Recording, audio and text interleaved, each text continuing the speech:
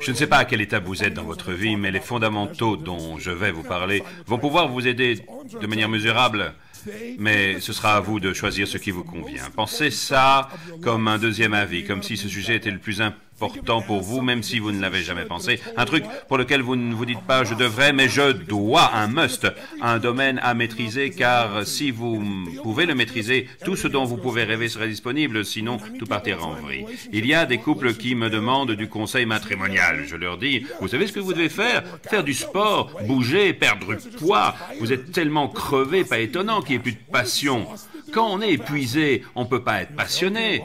Alors on me dit, ok, je vais planifier, je vais m'organiser, d'abord trouver le meilleur coach. Je les revois 2 mois plus tard, ils sont encore en train de planifier. On me répond, non, mais je veux trouver le meilleur coach et bien programmé. Là, je dis, avec tout le respect que je vous dois, vous n'avez pas besoin de plan, pas besoin de coach, juste quelqu'un qui soit derrière vous et qui crie, cours! Bouge! Arrête de planifier, bouge! On vit dans une société où plus personne ne bouge. Comment on se fait mal aujourd'hui? Pas en jouant au rugby ou au foot.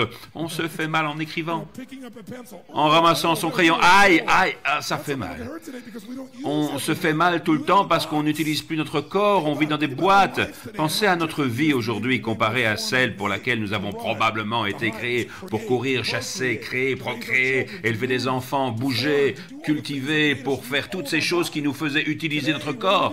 Aujourd'hui, on fait quoi? On se réveille et on va dans une boîte. On va d'une boîte à l'autre. Mon petit déjeuner, c'est dans une boîte. Je prends ma voiture qui est une boîte. Je pourrais aller jusqu'à ma boîte. Ou je travaille dans un bureau qui est une boîte. Je prends une boîte qu'on appelle ascenseur, pas l'escalier bien sûr. Une fois au bureau, je tape sur une boîte. Je parle dans une boîte. Les réunions, c'est dans des plus grandes boîtes où je tape sur et j'écoute des petites boîtes. J'écoute de la musique en boîte. Pour manger, j'ouvre une boîte. Pour rentrer, je prends le train ou le métro, serré comme dans une boîte. Mon appart ressemble à une boîte et j'allume la boîte. Je tape encore sur des boîtes, je te laisse un message dans ta boîte et pour changer d'humeur, je me sers une boîte. Peut-être. Et faire de l'exercice pour la plupart des gens, ça veut dire remplir la baignoire, retirer le bouchon et nager à contre-courant. C'est le monde dans lequel on vit. Alors, c'est pas compliqué de comprendre pourquoi on est si gros et qu'on est toujours un peu fatigué et qu'on se crée autant d'acidité dans le corps parce qu'on consomme des aliments qui n'ont plus rien de vivant en eux. Il n'y a plus de nutriments, c'est chimique ou irradié. Tout ça peut paraître insurmontable, mais si on faisait appel à notre bon sens et si on était vraiment engagé, tout pourrait s'arranger. Et ce que je voulais vous dire, c'est vraiment ça. On ne va pas prendre la journée pour voir comment faire. On va voir pourquoi. Parce que la réussite, c'est 80% de psychologie et 20% de mécanique. C'est les croyances que vous avez qui vous guident dans vos décisions. Écoutez, si vous prenez une autre décision, allez-vous faire autre chose, oui ou non? Si vous faites autre chose, allez-vous obtenir autre chose? Donc, aujourd'hui, je vais vous inviter à prendre d'autres décisions sur ce que vous allez croire concernant la santé, l'énergie et à quel point ces choses-là seront importantes pour vous à partir de maintenant. Qu'est-ce qui va devenir des musts pour vous? L'énergie, je connais, faites-moi confiance. Et j'aimerais que vous en ayez encore plus que moi. Tout ça doit être possible sans effort à l'avenir, que vous ne soyez plus épuisé et que tout ça soit durable. Comment faire du durable? Créer la base. Et une fois qu'on a la base, la remettre en question et grandir, puis célébrer ces résultats et se récompenser. Et cette célébration va consolider la base parce qu'on se sent mieux et on veut encore faire mieux, mieux manger, mieux jouer. Dès que vous commencerez à vous habituer à vous entraîner, vous allez adorer. Et donc votre base sera plus forte et vous pourrez relever un plus grand défi encore et vous vous récompenserez encore et c'est ainsi que les riches deviennent plus riches, les heureux plus heureux, les gens en bonne santé en meilleure santé, les pauvres plus pauvres, les déprimés encore plus déprimés, les malades encore plus malades. C'est une question dynamique. Aujourd'hui, nous allons parler de ce processus de la dynamique. Mon but aujourd'hui, c'est que vous repartiez avec plus de certitude, la certitude de posséder les réponses qui pourront vous guider et que bien sûr, vous rencontrerez des obstacles dans votre environnement, mais quelle que soit la situation, vous pourrez faire face et que vous pourrez mieux vous occuper de vous et que vous dégagiez tellement de force que les gens vous demanderont « Hey, Elle vient d'où, cette énergie? T'as l'air en pleine forme, t'as perdu du poids, comment t'as fait? Et vous serez alors la force du bien qui sera capable de faire passer le message autour de vous. Mon but aujourd'hui est de planter des graines pour que vous en profitiez et que vous en fassiez profiter les gens autour de vous. Ce moment peut devenir le plus beau de votre vie si vous arrivez à contrôler ce sur quoi vous vous concentrez, si vous lui trouvez un sens plus stimulant et si vous décidez de modéliser les actions de ceux qui ont réussi avant vous. Il peut devenir le plus beau moment financièrement, émotionnellement, spirituellement, mais vous devez maîtriser votre état. Et si vous pensez qu'une fois suffira, vous vous trompez. Vous allez devoir adopter des rituels. Dans cette salle, vous êtes tous contrôlés par vos rituels. Pas que celui-là, je veux dire, tous les matins, vous vous levez. Rien qu'à vous regarder maintenant, je peux deviner vos rituels. Pour certains, le rituel, c'est de faire du sport 5 fois par semaine, c'est clair. 4 à 6 fois par semaine, ça saute aux yeux.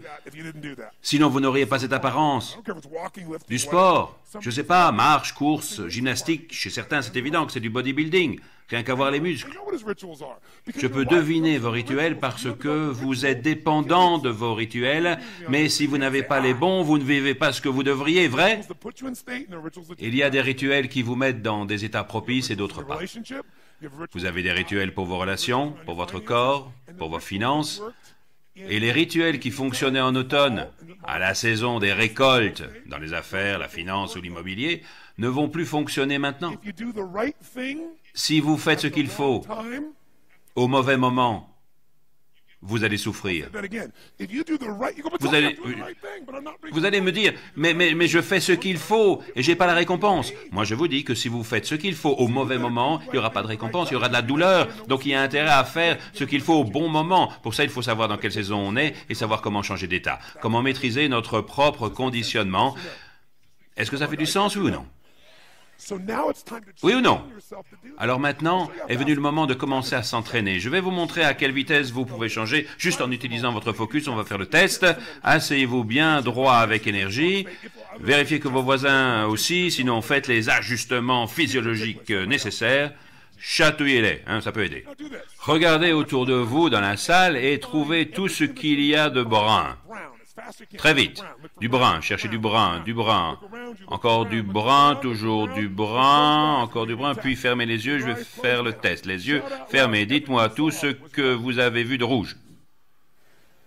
Si vous avez dans la tête beaucoup plus de brun que de rouge, dites oui. Ouvrez les yeux et cherchez du rouge maintenant, du rouge, cherchez du rouge, encore du rouge, toujours du rouge, partout autour du rouge. Levez la main si vous avez vu plus de rouge, cette fois-ci dites oui. Pourquoi? Parce que qui cherche, trouve. Vous trouverez toujours ce sur quoi vous vous concentrez. Vous le trouverez même s'il n'est pas là. Qui parmi vous a pris du bordeaux pour du rouge, histoire d'en avoir un peu plus? Ce que vous recherchez, vous allez le trouver. Donc, si vous voulez changer de vie, mes amis, vous allez devoir changer de physiologie et de focus. Et au fait, à quelle vitesse pouvez-vous les changer? En combien de temps? En combien de temps? En un battement de cœur une fois que vous voulez prendre le contrôle de votre conditionnement. C'est tout. Et c'est rapide. En vous posant une question ou deux. Essayez ça. Répondez à cette question dans votre tête, honnêtement. Si vous le vouliez, de quoi pourriez-vous être fier là, maintenant? Si vous le vouliez. Pas du genre, c'est pas bien d'être fier. Non, si vous le vouliez, si vous vouliez ressentir de la fierté, de quoi pourriez-vous être fier? De vos enfants? De votre santé? De votre corps? Avez-vous un jour un problème et au lieu de vous enfuir, vous avez fait face et vous l'avez réglé? De quoi pouvez-vous être fier aujourd'hui, si vous le vouliez? Vous avez trouvé quelque chose? Et quand vous pensez à cette chose dont vous êtes fier, qu'est-ce qui déclenche cette fierté, en fait? Vous vous concentrez sur quoi pour ressentir cette fierté? Comment vous respirez quand vous ressentez de la fierté? On peut lire quoi sur votre visage quand vous vous autorisez à ressentir de la fierté? Ça vous fait quoi?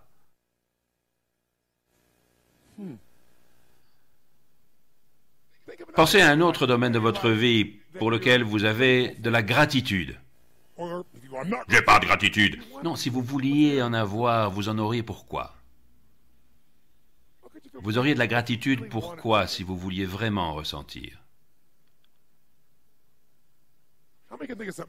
Vous avez trouvé quelque chose? Levez la main. Et qu'est-ce qui crée cette gratitude? Vous vous concentrez sur quoi pour la ressentir? Qu'est-ce que ça vous fait quand vous êtes vraiment profondément dans la gratitude?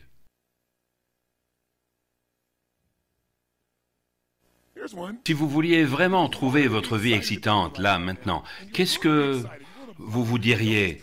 Sans tenir compte des autres, qu'est-ce que vous trouvez excitant dans votre vie? Si vous le vouliez, qu'est-ce que vous diriez? Sur quoi vous pourriez vous concentrer? Soyez positif, même pour une fois, sur quoi vous devriez vous concentrer pour dire que votre vie est excitante. Qu'est-ce qui vous excite dans votre vie?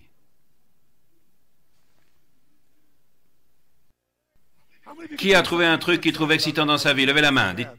Dites-moi. Quand vous ressentez cette excitation, sur quoi vous vous concentrez? Quand vous êtes vraiment excité, comment vous vous sentez? Comment vous parlez? Votre vie est comment? Au fait, quand vous êtes tout excité, est-ce que ça influence les autres, oui ou non? Absolument. Au fait, est-ce que vous vous sentez déjà différent de tout à l'heure? Dites oui. Pourquoi? Parce que votre focus est influencé par mes questions. Si vous vous posez une question différente, pas qu'une fois, mais de manière récurrente, vous allez y apporter une réponse différente. Si vous vous posez une question idiote, vous donnerez une réponse idiote qui ne vous mettra pas dans un état propice. Il y en a qui disent « Pourquoi ça m'arrive jamais qu'à moi ?» C'est pas que ça n'arrive jamais qu'à toi, mais ton cerveau, c'est comme un ordinateur. Tu lui poses une question, il va te répondre du genre « Parce que tu le mérites, du con ». Il y en a qui disent « Comment ça se fait que j'arrive pas à maigrir ?» Tu peux perdre du poids, mais si tu continues à te poser cette question, ton cerveau te répondra parce que tu bouffes n'importe quoi. À question idiote, réponse idiote. Posez une meilleure question et vous aurez une meilleure réponse. Et ce que vous devez vous rappeler, c'est que vous pouvez changer d'état en combien de temps? En combien de temps? Et si vous en prenez l'habitude, vous vivrez une autre vie.